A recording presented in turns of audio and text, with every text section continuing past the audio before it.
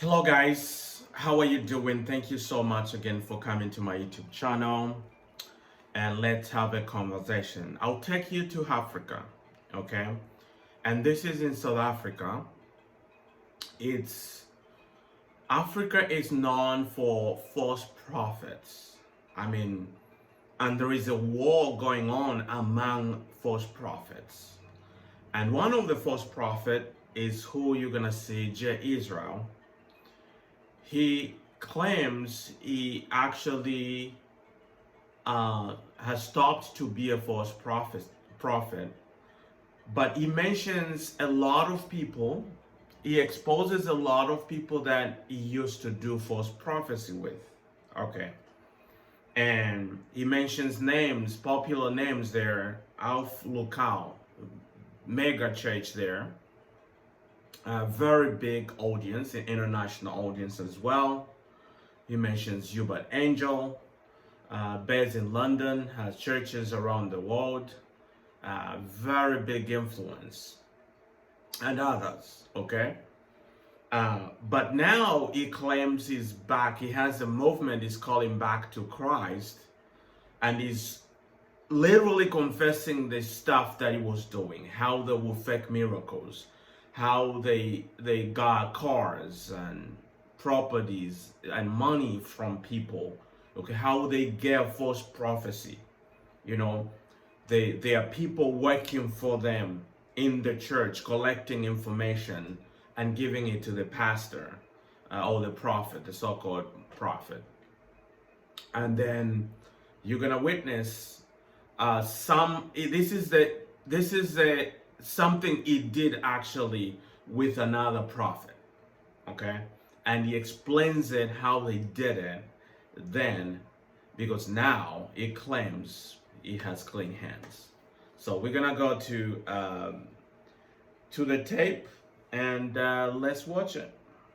Watched all the exposures that I did of Alph Luka. They are available they're all available on Facebook, and they're also available on YouTube. You can go check them out. I exposed all these things in 2020. So now, talking to Lukau, and then we started getting close, getting to know each other, getting to understand. Then I started frequenting Joburg a lot. I started frequenting Joburg. I would spend so much time in Joburg. Then after, so in the process, I told Lukau that this is what I did. I joined these things many years ago, and then I've been in this thing, but I'm tired. I want to leave. I don't know how to leave.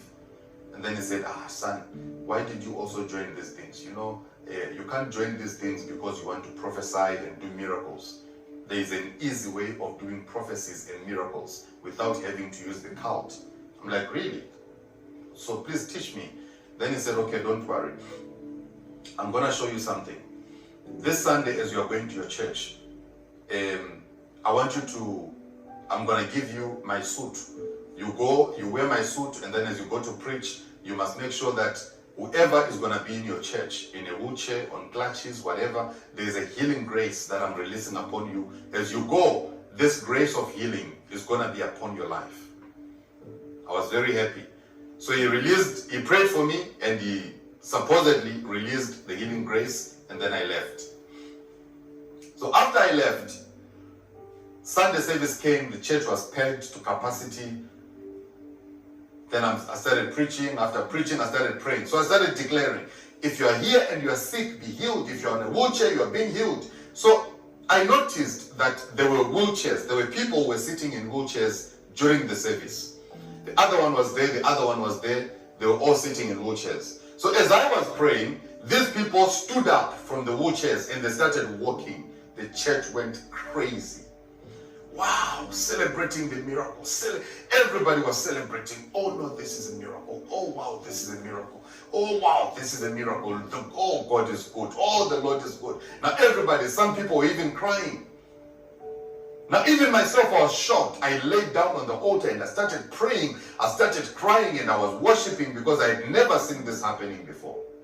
Little did I know that Lukau was now a general in buying people to come and act as if miracles are happening, yet they have been bought to come and act. Little did I know that the people who stood up on wheelchairs, they were people that Lukau paid to come and sit in my service. So after some time, I went, I think the following day on a Monday, I took a flight, very excited. I went, Papa, I'm very happy. Wow, miracles happened. I'm shocked. I've never seen this happening before. It has never happened before in my ministry. What? Then he said, no, don't worry, you can do more. So I think he was still trying to see if he can trust me, if I can be trusted, you know. So with time, one day he now called me and he said, son, sit here. There are things that are done in the ministry to boost the faith of the people. Now this is the justification for all the people who are faking miracles and prophecies. There are things that are done to boost the faith of the people. So I'm surprised. I'm thinking, oh, okay, I'm listening.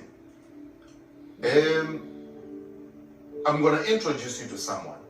This is Luka speaking. I'll introduce you to someone. And the person that I'll introduce you to is going to show you one or two things. Oh, I was very happy. He introduced me to a lady who started recruiting actors for me.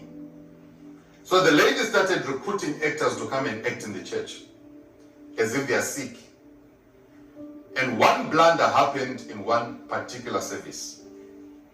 So I started bringing the actors, got excited, bringing the actors. The actors were coming. Church is packed. Church is packed. Church is packed. The more the actors were coming, the more the church was getting packed. But here's what used to happen. Only my actors used to get healed. And people who used to come with the real sicknesses, they'll go back home with their real sicknesses. I remember one woman crying, coming to the door of my car, knocking on the window, and saying, man of God, I came all the way from Mtata. I need your help. I came with my mom. She's very sick. I saw you healing people. I brought my mom so that you can pray for her. I believe if you touch her, she'll be healed. I touched that woman, and then I prayed for her. She was on crutches. I prayed for her. Nothing happened. I prayed for her. Nothing happened. I prayed for her again. Nothing happened. And I told her, as she goes, the miracle is going to take place. Now this, I'm trying to say, this is what happens in many of these prophetic churches. Take note. Most of the people who get healed, they never come back to church. You only see them when they come back to testify.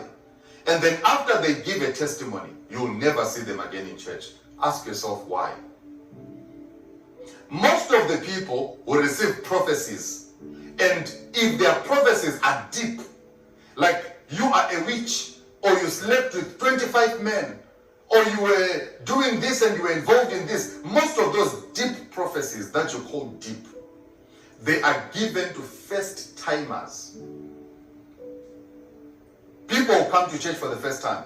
Is it your first time here? Yes, it's my first time, man of God. Right. I'm seeing that your name is J. Israel. Yes, that's my name. Yeah, you are from Zimbabwe. Yes, man of God. Yeah, you are doing this. Yes, man of God, it is true. I'm going to demonstrate it to you just now to show that what I'm saying is the truth and it can't be otherwise. Now, most of the people who receive the deep prophecies, they only come to church once, and then after coming to church once, they come back to confirm through testimony. So the thing of deception and buying people for miracles and faking miracles and prophecies, it's so deep that it doesn't end in the church after the miracle has been performed. It continues to a point where that same person who was prophesied or prayed for in church, she has to come back again and testify. Then after testifying, you will never see that person again. Ask yourself why. Go today in your church, if you are in a prophetic church and you are watching me right now, go and look for all those. I'm talking about strange testimonies and strange miracles. Strange miracles and strange prophecies that were given to people. Go and look for those people who received those strange miracles and strange prophecies. You'll never find them in your church. Then you will know you are in a cult.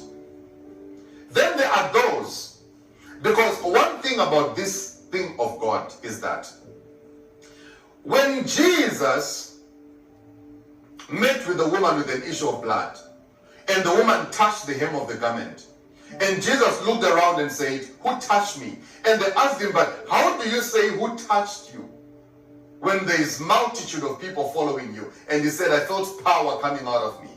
He looked at the woman and he said to the woman, "Your faith has healed you."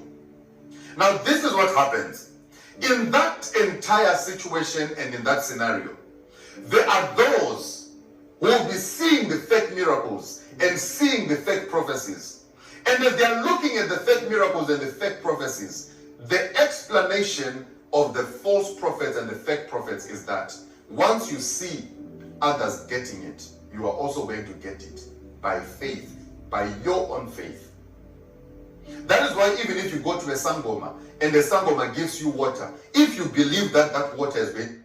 A sangoma, for those of you who don't know, it's, I think, some kind of a witch doctor that you can go and get some, I don't know, to heal you. You'll be healed.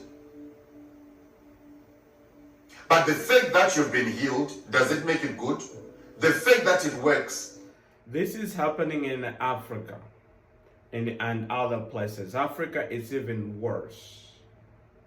Does it make it a good thing? The fact that there are people who are getting healed by seeing fake miracles, does it mean that now this is a genuine thing that is happening? The miracle might have happened, but what is the source of that miracle? Are you getting it from a false prophet or from a fake prophet? Now listen. So, as we're talking, he told me, no, you can. So with time, we got very close and it became a normal thing that myself and Alph Luka, so because I'm of my mind and how my mind works, I went ahead of him. And I started outsourcing other things, even in that thing of faking miracles and prophecies. I went ahead of him. And when I went ahead of him, when I went ahead of Luka, when I went ahead of him, I started advising him now, giving him scripts and telling him, no, Papa, I think this coming Sunday, if you can do 1, 2, 3, 4, 5, it's gonna work. If you can do this and this, it's gonna work. Then we'll call you like, oh, son, you are a champ. Oh, you are a champion. Oh, what. So he needed someone like me. That's what he said. He said he has always needed someone like me by his side. Somebody who's got a streetwise mindset, who's streetwise. He needed someone like me. So we started relating. Oh, we took trips together. Went to Durban, we had fun, we traveled so many places. We went to different places, with Luka. We did so many things together. Now, before I continue, I want you to watch this particular video. And in this particular video, I was prophesying in Luka's church. Okay, this is now the video, the part that I want you guys to watch. This is true. This is the guy who was heavily involved in the cult and the false prophecy and fake prophecy. And it's the video that went wild, millions of views, okay? When this was televised and this was taken as, oh, God is moving. Hey, the prophet is let's watch.